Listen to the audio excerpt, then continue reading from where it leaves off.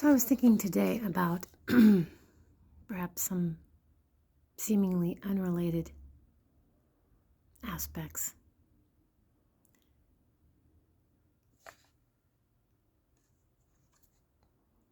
One would be the physical. In this physical realm, everything has an expiration date, right?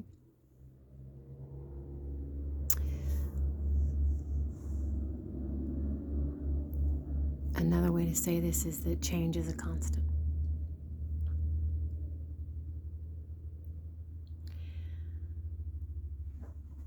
So the more that we identify with who and what we are as the physical,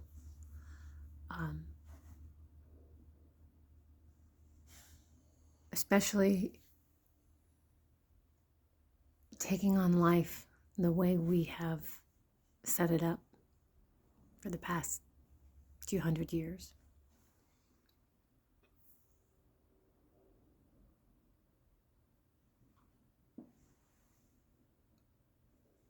When we slow down and we get back to connection, and this takes observing this physical aspect. And again, I talk about choice.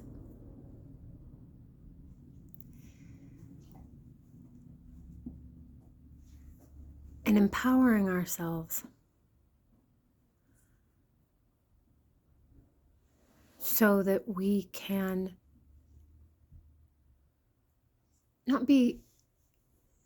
not succumb to the overwhelm of this physical. So much is changing right now. And what I'm trying to communicate to you is that we don't have to suffer. I wrote little notes here. It's an acknowledging or comprehending that you have authority over yourself. We've come from these backgrounds of trauma. We are in generations, I mentioned this in another video, we are in generations deep of caregivers and adults that weren't able to adult and give us the care from a stable, centered adult. And so when one is affected by trauma, it's very difficult to connect with the self and comprehend that you have a choice in the relationships that you engage in. You have a choice in how you behave and where they end and you begin. And this was the work that I had done that helped me to move away from codependency, this need to control things and people outside of me, and understanding that I could manage my own 6 inches. You hear me talk about that a great deal, right? And so it's getting into connection with the self, and that's going to require observing the physical and making the connection that you're not that. You're beyond that. You're much greater than that. You've always been, you always will be. So this empowerment, this realization is empowering. And now we're not so fearful of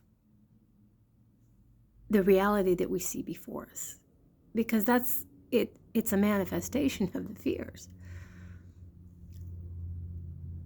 the change is going to continue to take place, and it's going to seem really disconcerting, and it's going to seem it's going to feel destabilizing because it's very different than what we've known. That's the good news, right? It's very different than what we've known. And so the physical is a realm of constant change. It is, we know this. And I'm stressing this because we're so identified with it. That's not the truth.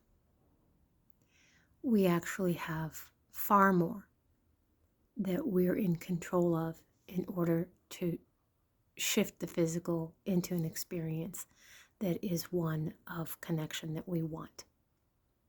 That's what I'm trying to say. That's how we can do and make those changes such that it's a better interface for us, right? Not feel so out of alignment with it. By being aware that we have control over ourselves, right? The 6 inches between our ears. And then, so I spoke about the physical connection and comprehending that it's connecting with, ourselves that we've lost touch with. This is why it's so important that we get back to the land and the outdoors. The cities are built not to nourish our souls and our hearts. They're built to create a sense, to destabilize the sense of community and put this physical aspect of self outside, beyond your reach. That's not true. So the land, our bodies, our temples, our flesh and blood comes from that. It produced these bodies. And having that connection and being in harmony will help this here. Then you start to get a sense of you do have control over you, right? And then I'm going to throw in something that's seemingly unrelated, and that is forgiveness.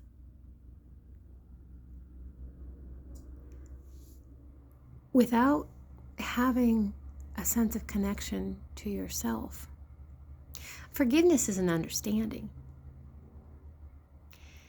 It's not so much an act as it is an understanding. And it's an understanding that one must use or utilize compassion and empathy